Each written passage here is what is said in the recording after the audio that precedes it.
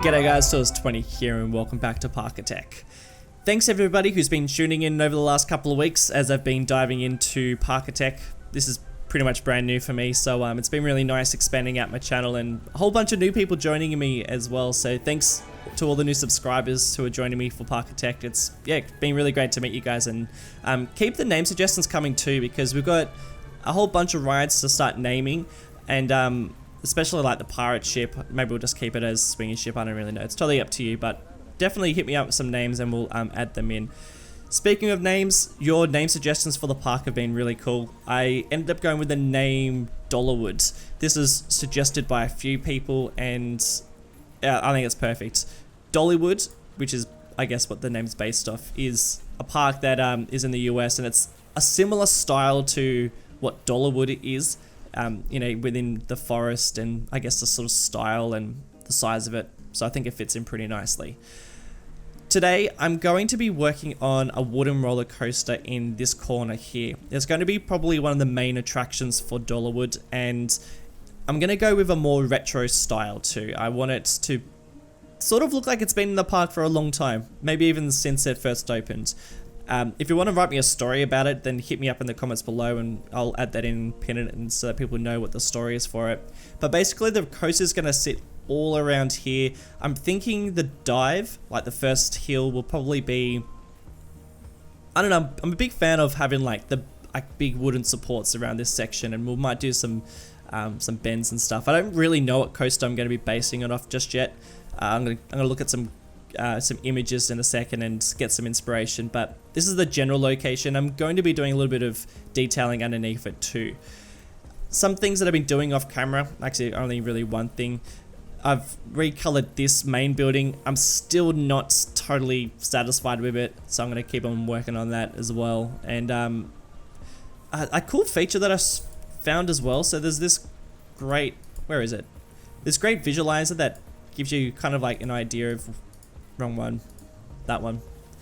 Just been like playing with these and just upping my janitors. It's not perfect, but yeah, just trying to get like the park looking a little bit nicer, because it's a bit trashy at the moment. But something that's really cool is this people one, where you can check out how people are feeling in your park, and it's just little things like that I think just make this game so bloody awesome. These guys on here, oh man, you've got such a long ride and you're so hungry and thirsty too. Oh god, do you need a toilet? Okay, well that's the main thing. So I've just been mucking around with that, to be honest. That's what I've been spending most of my time doing. And look, to be honest, before I start building this roller coaster, I probably need to place down some more rides to get some more cash, because like I can't build a roller coaster with $400. So I think I might place down some rides off camera just around this corner here. We'll get some more cash coming in, and then I'll dive into a time lapse and build this coaster, and maybe a bit of a live play at the end. We'll see how we go, but yeah, let's get into it. Okay, so I didn't end up placing down any extra rides. All I ended up doing was relocating this Enterprise and also taking out a pretty hefty loan. I really needed that extra cash, and don't worry, I end up making quite a bit of cash from the coaster that I end up building. It ends up becoming really, really popular, and it makes me a ton of money, which is really, really cool. It means that I can start deleting some of my other rides that I've just been placing down temporarily.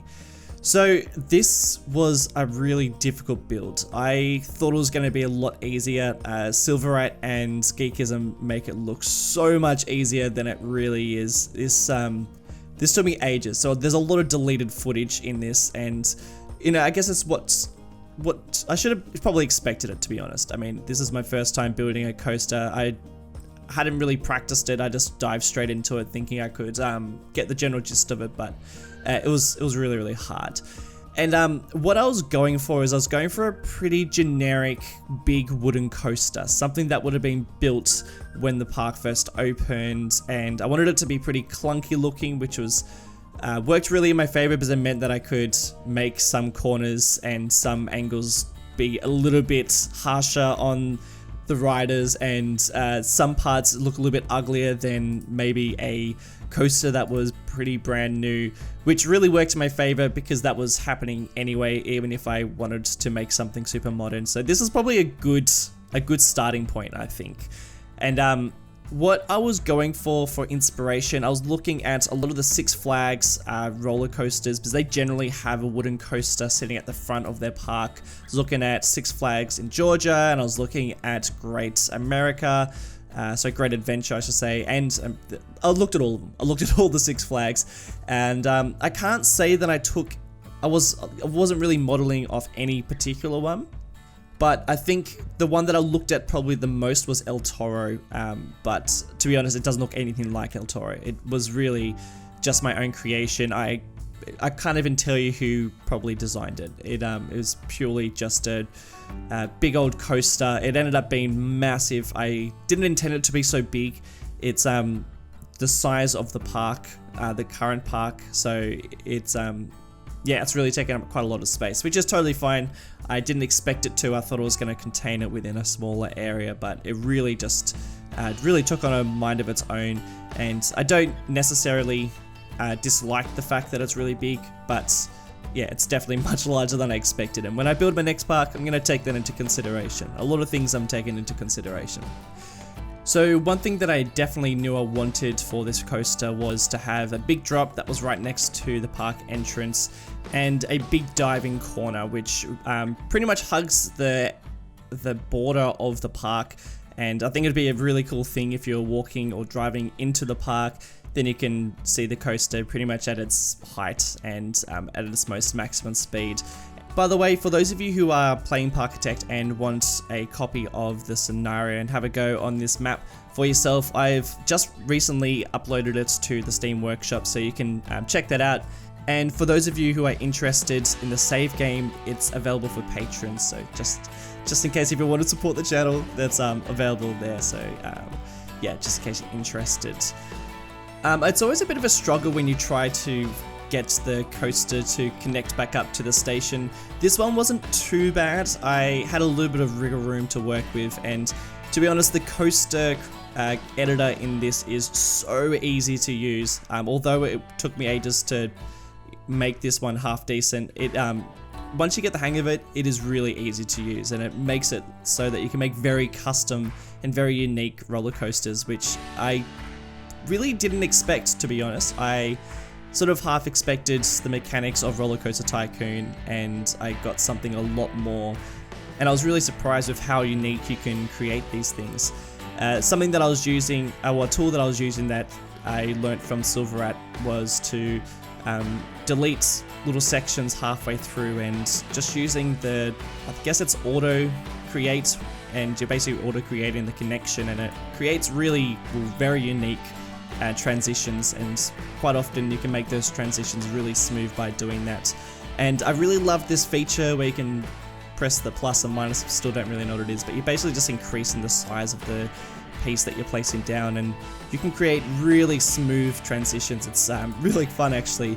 I'm not really sure how smooth this coaster is, to be honest. I didn't really have too much to look at it, and I haven't recorded the live play at the end, so we might do a bit of that in the live play, check out all the stats and everything. But as you can see, we're still kind of not having much money in the bank. We do increase that over time. I really churning through the years, and I don't know if that's a bad thing or not. I'm not really keeping too much notice of it. I'm just like pressing play and just seeing what happens. So now I'm working on the station, and I didn't really know what I was going to create for this. I did want to create something pretty generic, and wasn't really taking any inspiration from anything. I just wanted to keep it pretty basic and keep it just with like a wooden theme to it, not really any other theme. The coaster doesn't have a name yet, so I need to think of a name. If you've got one, hit me up. I'm thinking like Big Dipper or something very generic and basic for a wooden roller coaster. By the way, I ended up subscribing to Coaster Cam so that I could get a video on the coasters for you guys to put at the very end of the video. I'm going to be honest, when I was playing with it and checking out the footage, I wasn't a massive fan.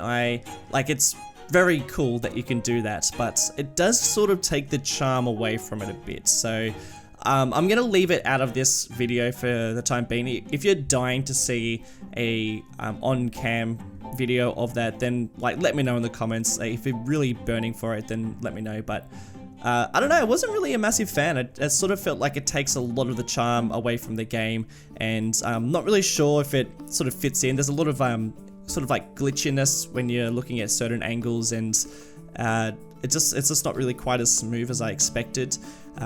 But yeah, I did promise I was going to do that, but I will have to wait and see. Something that I am considering though, and I might even get it for the live play at the end, but I think I might get the perspectives mod, which makes it possible to look at the game in different angles rather than isometric. But I think I'm just going to change the angle just slightly, because there's this part of me just wants to see a little bit of a different angle. I don't know, maybe I'm just going a little bit crazy with the isometricness of it, which I do love, but at the same time I kind of just want a little bit closer or just something else. So I might get that one. I'm not going to do any crazy angles on it though, because I do like this looking from bird's eye view sort of view, and do want to kind of stay true to that. The station's taken on a couple of different shapes. Still trying to figure out exactly what it's going to look like, and this is sort of the finishing, well, the final style, I guess. I like this white wood that I ended up placing down, and I kind of make this the general theme of the coaster, trying to stick true to the 3 colors only technique, which I think is really really helping out. Again, I really wish there was some sort of signage we could stick on top of the coaster, or at least on one of the walls. I think it's a real shame that there's no signs or just like little letters that you can place down. You know, I'm sure that's something they'll end up adding in eventually, but for the time being, it just would make it so much cooler if you could add just slight customizations to it, and have different signs for different rides. I'm sure someone's going to make a mod like that, or yeah, I don't know how easy it is to make mods for this game, but yeah, fingers crossed. There are some pretty cool looking mods out there, and the assets are really great too. If you do make some assets and wants to hit me up, I know somebody created a mod and hit me up on Twitter and said, hey, would you like to have a go at this mod? It basically enhances the realism of the game by changing a couple of the mechanics, like the day and night cycle, and a couple of other things, which I'm going to probably have a crack at in my next series. I'm going to leave this one, just try to keep it as vanilla as possible, even though I just talked about mods for the last 5 minutes. But I think I'll try and keep the mechanics staying pretty true to the game, because I think they're great the way that they are. In terms of detail in the coaster, I really wanted to keep it basic and, if anything, a little bit ugly underneath. I put down a couple of maintenance roads. These are pretty common underneath, these wooden things. Theme parks generally have all the nice theming around the path level, and then as soon as you get up high, I mean, you're probably not really noticing anything in terms of scenery when you get up there, but generally, as soon as you go above a fence level, it's pretty average looking. So I wanted to keep that in mind, and paint down a couple of different paths, and put down some sort of like maintenance areas as well. Some sort of like hidden places where they're probably hiding a lot of the materials that they're using within the park, and probably even the maintenance on this roller coaster as well, because I'd assume if it's a pretty old thing, they'd be doing quite a lot of maintenance on it. And yeah, I mean, these dirt roads are kind of a bit orange looking, but I think they do the trick. And at first I was a bit like, I'm not really sure if this really fits, but I'm gonna be honest, I think it turned out pretty cool, and it adds a lot more texture to the park too, rather than just having this green grass and you know, all this concrete as well. It's got a lot of concrete in the park. I think my scale's a little bit off. I think the next park I end up making, I'm going to have it a little bit bigger than what it is, and try to keep the scale a little bit true to what the game is like. I think what I've gone for is, I don't know, it's a bit off. It just feels a little bit off in terms of scale for Parkitect. But that's pretty much it for the time lapse. I'm going to go into the live play. We'll have a little ride on the coaster and check out some of the stats, and I might do some scenery work too. And yeah, let's do that now. I love these guys. Oh, they're so cute. Just watching the ride. I love that little element, that little I don't know, there's some really cool little details that the game developers have put into this game that, and apparently there's a whole bunch of other Easter eggs as well that you can sort of look out for too, which is very cool. But yeah, this is the coaster. It's good. It's got some pretty good stats actually. Let's have a look at them. So the excitement rate's pretty high, which is great, and the nausea's quite low, which is always a good thing. Something else is the decoration's quite low. I mean, that makes sense. It does go over a path just here, and yeah, no one likes those paths. But funny enough, the places that, you know, are intentional eyesores tend to be the places that guests like the most, because I guess they count as scenery elements. Okay, now that the ride's starting, let's watch it. Yeah. So yeah, there's definitely some rocky parts to the ride. Unintentional, but at the same time, it works pretty well, because I think that these sort of roller coasters are a bit hit and miss, and especially if they're a bit old, they tend to be pretty rickety. So that's totally fine. It kind of works in my favor. This first hill is pretty good, but then that bit there is pretty steep. So I don't think I'm going to change it there. I'm just going to leave it the way it is. And excuse the frame rate. I mean, that's one thing about this game. It does sort of struggle with the frames when the parks get a little bit more detailed, and we're not even that detailed just yet, so I can't imagine what it's going to be like down the track. But yeah, for the first roller coaster, I think it's pretty cool. I'm really happy with it. I'm excited to make some other ones. I might even do that in the next episode. But I'm also sort of tempted to create some sort of log flume or something like that. I don't know, we'll have to see. Let me know what you want me to do in the next one, and we'll do that. Not really sure about the brake pads there. Probably need a bit of improvements. Yeah, next episode, I'm going to be working around here and extending out these paths around here and slowly deleting some of these rides that look pretty ugly. And I'm thinking something around here. I'm stuck with two ideas. First idea, I'm thinking some sort of eatery, some food hall or something like that. Or I'm thinking some sort of nature strip. Not really sure yet. So I'm a bit conscious that we're taking up quite a lot of space, and I wouldn't mind getting into parts of the park where they're a little bit more naturey, because, you know, this is in the forest, and I did want to create a park that was a little less dense than what it's sort of turning out to look like. So we will sort of go into a bit more sprawling places with bit more greenery and things like that. A couple of comments in the last episode, people saying that apparently theme parks do create tunnels to get cargo from one end to the theme park. That's yeah, I had no idea, so I'm totally gonna get into that and add some tunnels, because a couple of shops around here are really struggling to get some goods stocked up in their store, so I might have to do that. And especially when we start branching out to these areas too, we're going to need some more cargo getting out there. Maybe even some more cargo hubs, I don't know. We'll see. But that's pretty much it for this episode. Thanks guys so much for tuning in. Let me know in the comments what you think about it, and if you upvote this video, that helps out tremendously, so thanks everybody who does that. But yeah, until next episode, have a great week, and I'll see you in the next one. See you later.